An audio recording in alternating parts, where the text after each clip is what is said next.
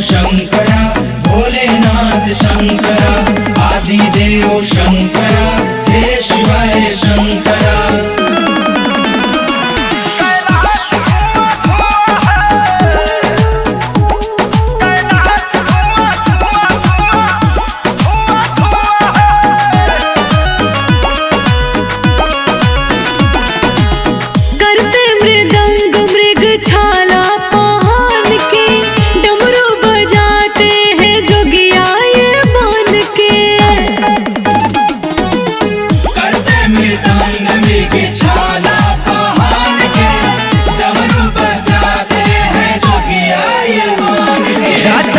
रखते हैं भोला गंगा को अपने बांध के सर पे।